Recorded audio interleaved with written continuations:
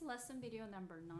In this video, I want to talk about intervals. Two types of intervals, melodic and harmonic. Also, I want to talk about dynamic signs. It comes from your book, page 21 and also 22. Let's start with the interval. Interval is the distance between two notes. Or you could say it's the spaces between two notes. Okay. Two types of interval. First type is called melodic interval. This interval is when you have notes play one at a time and they form a melody or tune. The second type is called harmonic intervals, and these are the intervals that consist of notes played together simultaneously and they form a harmony. Okay, I'm going to give you an example of melodic and harmonic intervals. When you have neighbor white keys, such as a C and D, right next to each other, they are a second apart. If I play them together, it's called harmonic interval second. If I play separately, one at a time like this, it'll be called melodic second. A third interval is when you skip a white key. For example, when you have a C given, and if you want to find your melodic third, you skip one key and you go to E. This will be called melodic third. If I have a D as a given note, if you need to find your melodic third high, you skip a white key, which will be E, you go to F. So D and F will be called third. If we play together, you call it harmonic third. So the concept is very simple. What you need to do is count all the letters for the two given notes. If I have C and F play together, will form a harmonic fourth, right? Because you have C, D, E, F. How many keys or how many letters between C and F? 4 total, including the two given letter, which is a C and F. So if I play together, that's going to be harmonic fourth interval. If I play one at a time, C first and then go to F, that'll be your melodic fourth. See, it's very easy, huh? Now, if I have a C, I want my fifth interval, or melodic fifths. I want to find my melodic fifths from C. Okay, it'll be what? You simply count all the keys. Your fifth note above your C will be G, right? So that'll be called fifth interval. Then C and A will be what? 6. 7.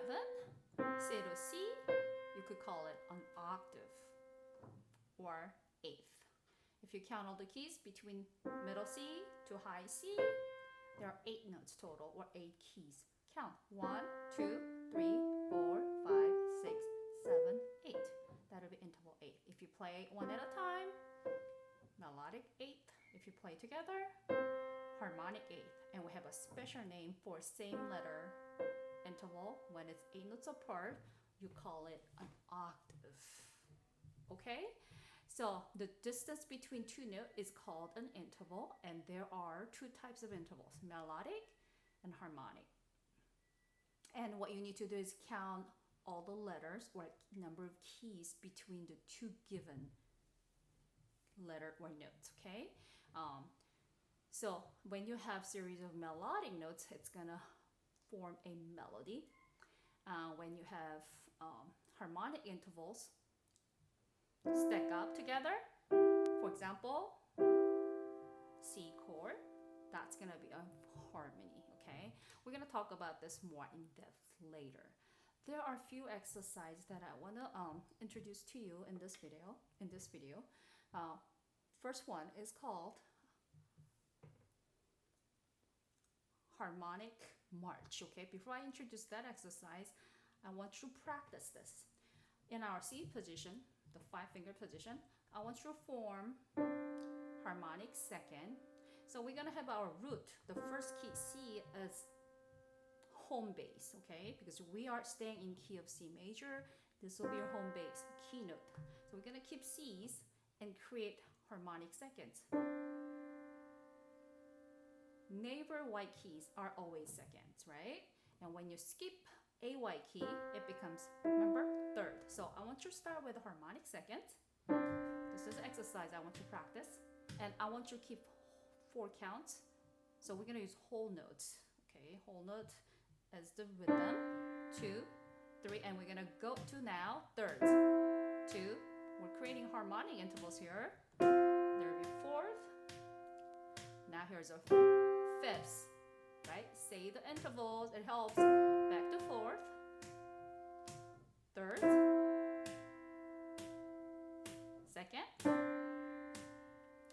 And if you have a 2 same key, okay, we call this as unison. Okay, so this was a little simple exercise I just created for you to get the concept of intervals. So we're using whole note value and harmonic intervals, starting with the 2nd into 3rd.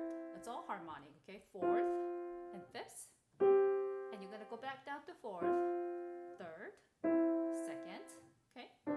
And you could finish with a single note. Call it unison. We're gonna do the same thing for left hand. I want you to keep your G, okay, which will be played by your thumb, finger number 1.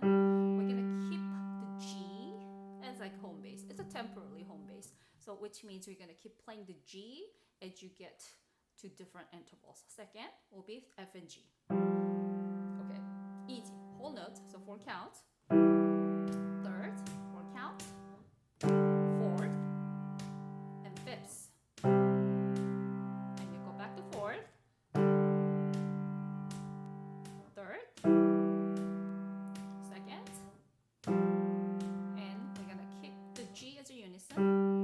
So it's like you have 2 different voices keeping the same key, okay?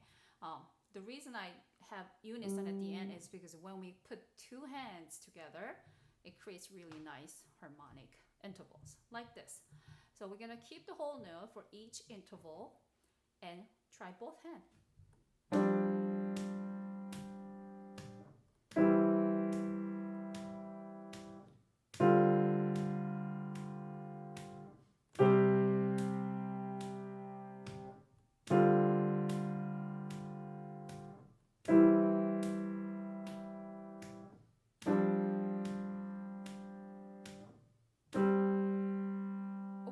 Question here. I know I finished with my C for my right hand and G for my left hand, both with your thumbs, right? So let's check the interval between G and C, okay? Now you should give me an answer.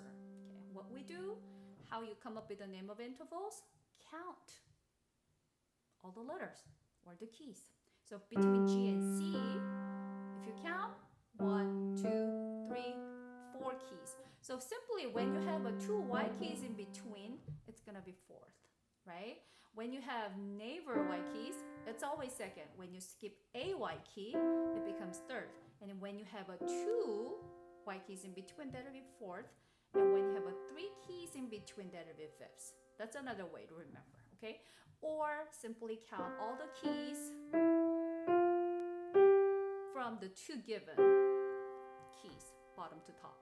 Okay, so I want you to keep practicing naming the intervals. 2 types of intervals again, melodic interval and harmonic intervals.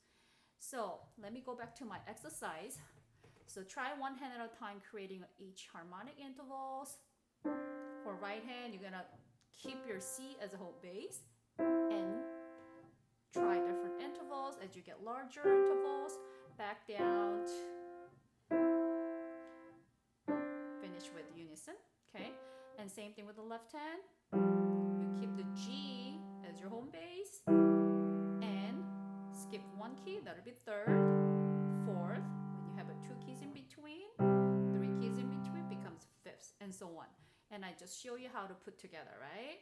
So basically you're gonna have the same fingers for each hand, right? 1 and 2, 1 and 2 together. So it's very easy to control, right? Other fingers will simply rest on top of each key from the position you're keeping, the C5 finger position. So after you get comfortable with each hand, put it together, keep using your whole notes. It's a really good way to start. And once you get comfortable, you could change the rhythm, maybe half note. 2 thirds, 2. Stay for 2 counts each. 2, 2, 2, 2, 2, and finish. Yeah? Okay. So my original intention of doing all this prep work was to introduce this exercise which I created called Harmonic March. So what I want you to do now is I want you to have 4 quarter notes for each interval group, okay? And we're gonna do a little bouncing motion like this. From the key, you're gonna bounce up like 4 times. See, it sounds like a little marching, right? The bigger bounce you create, you're gonna get louder, okay? So I could try small bounce. I could try big bounce. So this is another way you can control the volume too. So let me show you the interval march in complete. Okay. Another exercise you should try. Harmonic march. I'm gonna use 4 times. We learned the time signature. So we're gonna have 4 beats in each measure, in each group, okay? 1, 2, 3, 4.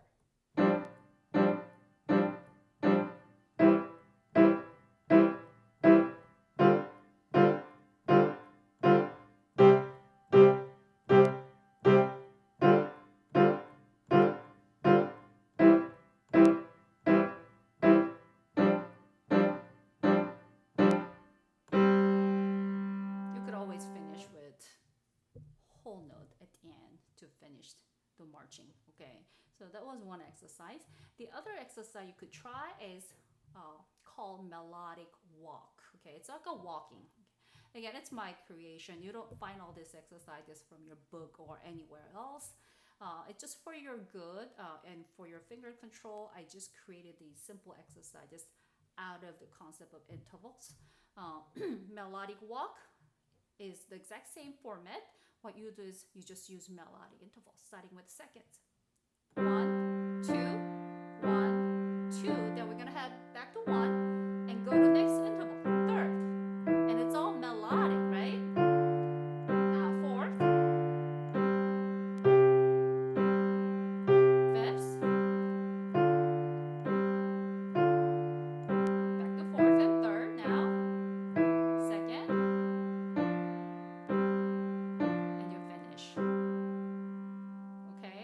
Again, it's up to you whether you try these 2 exercises that I just introduced. It'll be very helpful for your finger strength and also understanding the concept of interval.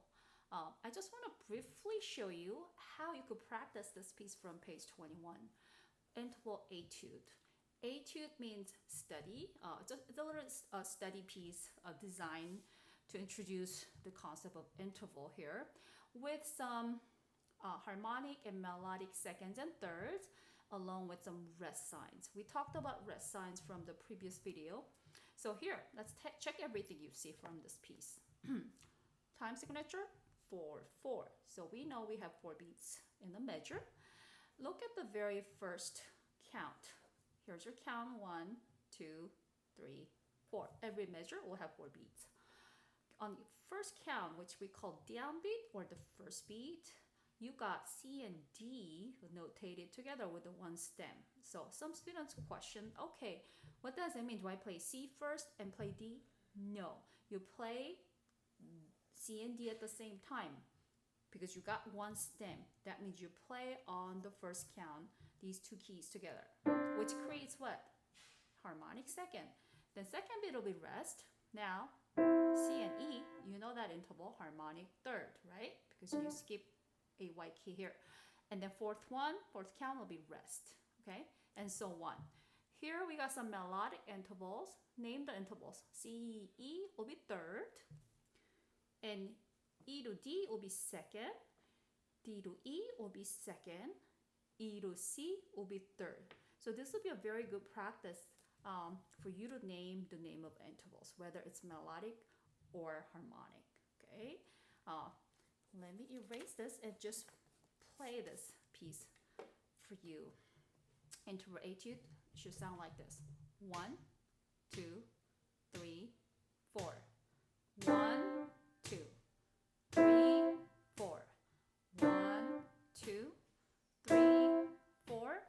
1, 2, 3, 4. 1, 2, 3, 4. 1, 2, 3, 4. 1, 2, 3, 4. 1, 2, 3, 4. 1, 2, 3, 4. Okay, I'm gonna play one more time so some of you could probably practice along with my playing. Okay, one more time. Interval etude in 4/4 times. 1, 2, 3, 4.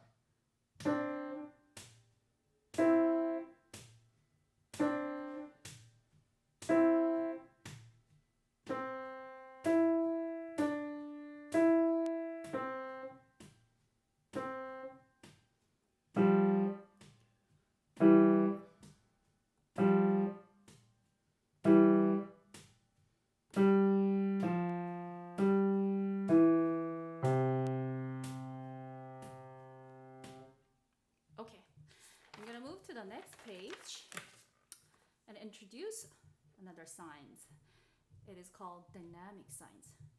Dynamic signs in music indicate how loudly or softly to play. There are many dynamic signs in music. However, we're just gonna learn 4 basic ones here. In this box, you're gonna see signs, name in Italian, and the meaning of each sign. So let's start with the first one. Okay, this is a sign called piano in Italian, meaning soft. Mezzo piano is a name meaning medium soft. Mezzo forte, medium loud. Forte, loud. So piano is soft, forte is loud. Every time you got mezzo, okay, means medium. You may see in the future 2 P's or 2 F's. So when you got 2 P's, we're gonna read as pianissimo, means very soft. When you got 2 fortes, you read as fortissimo, it means very loud. Okay, let me write out for you, so because you're gonna see these signs soon in your pieces. Means very soft. So 2 extremes, pianissimo, fortissimo. Just for fun, if I had multiple fortes like this, how do we read this? Italian language is very fun to read, fun to learn. By the way, Italian language is known as the musical language. So we're gonna use a lot of Italian, okay? When you got this many fortes, this is how you read. Fortissimo, meaning very, very, very, very loud. Yeah? So if you get multiple P's, like let me just have 4 pianos, you're gonna read as pianissimo, okay? Meaning very, very, very soft. Okay, then here's probably your question. You might say, then how do I make loud or soft sounds in piano playing? The key to control your volume or show different dynamic sign is the speed. Okay, this is number 1 key, the speed of dropping motions. Okay, when you drop your finger down to the key, you have to have a fast speed to make big sound like this. Okay, you gotta use your full body weight and drop full speed. See, it makes big sound. Also, if you want to make soft sound, you gotta be a little slow and gentle and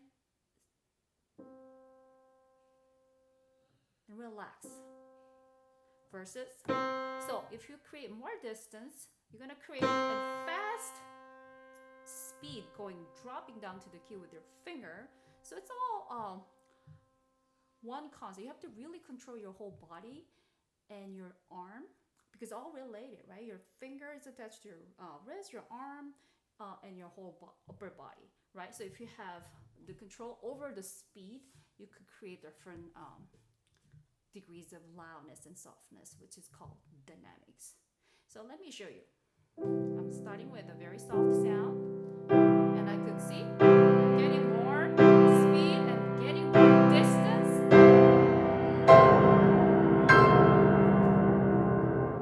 So what I show you is different degrees of dynamics, from quiet pianissimo like sound to fortissimo like sound. So different degrees of loudness is called dynamics. There are many dynamic signs, but I want you to know at least these basic ones. Let me go over them one more time. Piano, soft. Mezzo piano, medium soft. Mezzo forte, medium loud. Forte, loud. So I'm going to introduce these two pieces real quick, okay? This is not going to be an assignment for your playing assignment, but these are the pieces worth of learning, showing different dynamics. Down by the station with the mezzo forte dynamics, and you probably noticed that how you don't have the letters given to you anymore, which means you should really know how to read all your notes by now, your treble notes and bass notes. So down by the station with mezzo forte dynamics in 4/4 times with treble notes and bass notes using different intervals. 1, 2, 3, 4. C, 2, C, D, 2, 2,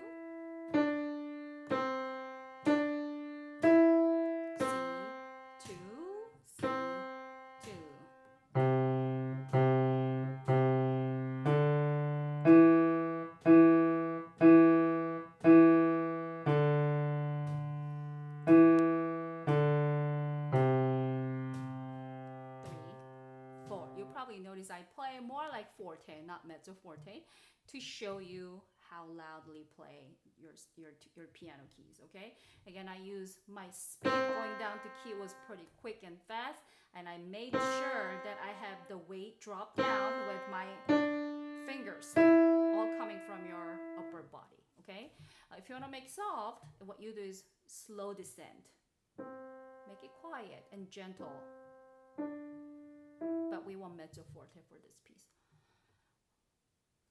March is another piece we see on page 22. Definitely a challenging piece. We want forte dynamic, which means loud volume. Okay, we start with the bass notes, as you notice, and we're gonna move to the treble notes when there's nothing for your bass stuff. And second line, yes, same thing happens. So I want to really check every note, the rhythm, and know how to count in 4/4 time signature, and also show your tones and the silences. Okay, here we go. This is how the march sound like. 1, 2, 3, 4. C.